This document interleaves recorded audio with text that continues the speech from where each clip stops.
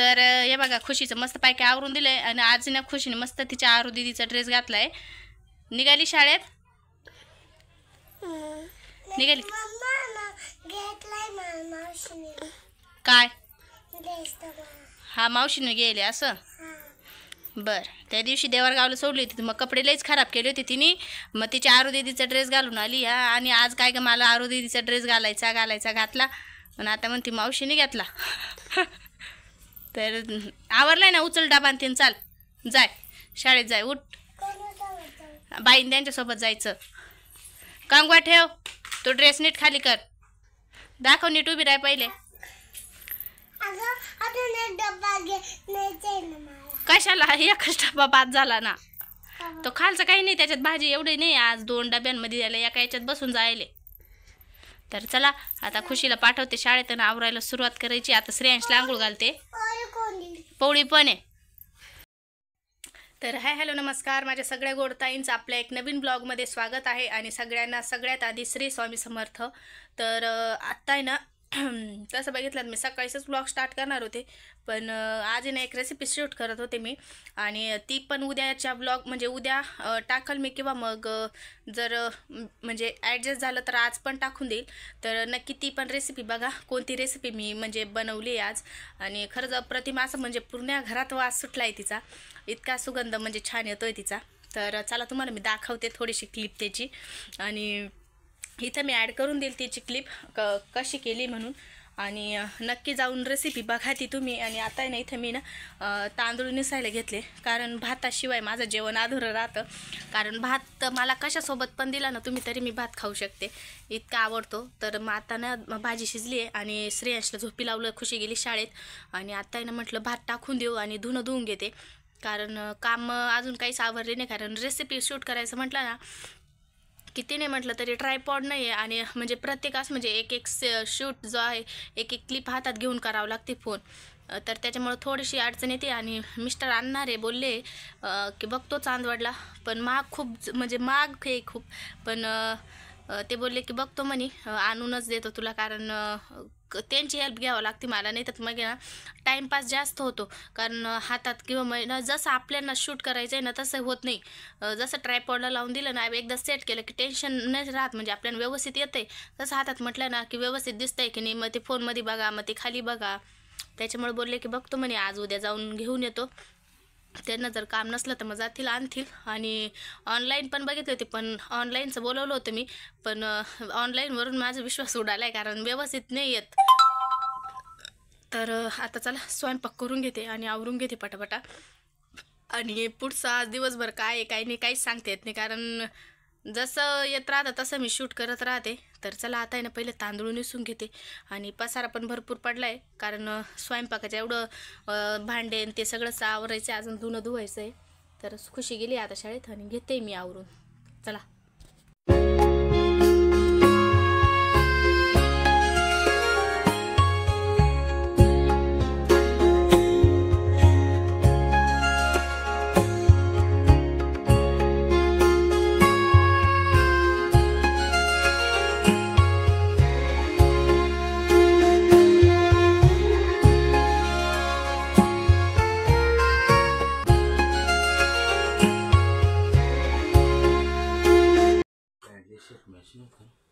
तर आता मिस्टर मस्तपैकी निघाले आवरून सावरून सुपारीला नाशिकला सुपारीचा कार्यक्रम आहे तर मग तिथं बोलवलं यांना मेन अतिथी म्हणून. आणि हे बघा मिस्टरांचं कलेक्शन. तर हा त्या दिवशी आणलेला आहे कोणतं कस्तुरी ना कस्तुरी तिकडे सर लई नका बास लई वास सुटतो नंतर इकडे द्या. तर आता मस्तपैकी मिस्टर निघाले आवरून मस्त सेंट बिंट अत्तर बित्तर लावून.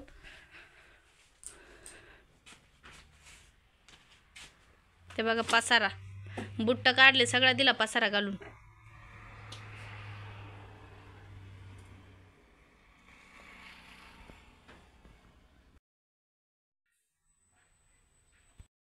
तर हे बघा माझं धुणं वगैरे आटपलं जेवण पण झालं आणि आपला श्रेयांश उठला आहे. श्री जय हरी कर जय हरी नमस्ते नमस्ते कर. नमस्ते. जेव जेव झालं म्हणा माझं. नमस्ते. नमस्ते. नमस्ते. जयरी. राम राम. तर आता ना श्री अभ्यास करू राहिला. श्री ए फॉर आप्पा, बी फॉर आत्या, सी फॉर आबा, डी फॉर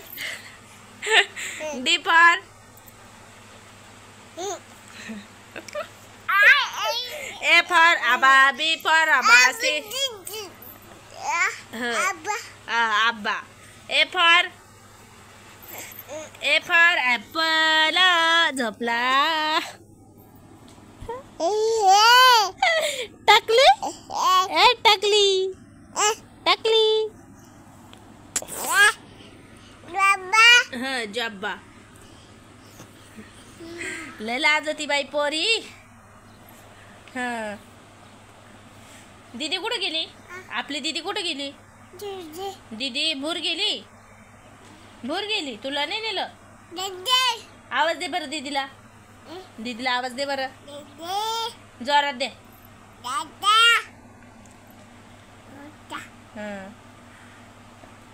गंध. तर आता खुशी गेली शाळेत. येईलच ती आता. किती वाजले? 12. 1 वाजत आलाय. येईल आता ती पण शाळेतून. आणि आता आहे ना जेवणाचे भांडे वगैरे घासायचे मला. आता पण श्रेयांश उठला. मग आता काच काय लवकर. चला आता आहे ना थोड्या वेळ याच्यासोबत खेळते आणि मग भांडे गचू. बाबा जय जय बाबा.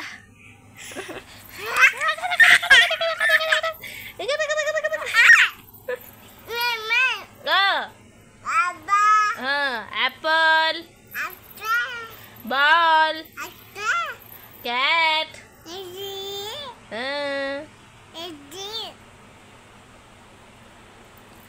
Tata bye bye. टकली कुठे आहे? टकली कुठे आहे? टकली. श्रेयांची टकली. Happy birthday to you. कसं करायचं happy birthday? Happy birthday to you. लय लाजती बाई पोरगी. आवता. Happy birthday to you. Happy birthday to you. तुला मला मारायचंय. गंदा मुलगा. नको रडू नको श्री. अरे पोरा रडू नको.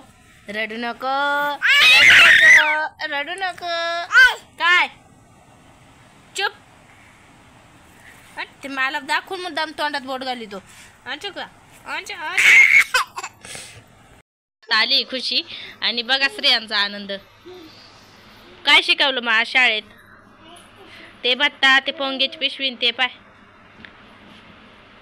जेवायचं बस का? जेवायचं नाही का? जेवायचं नाही? ते नको खाऊ आता. आपल्या घरचं खायचं शाळेत. नाही ना.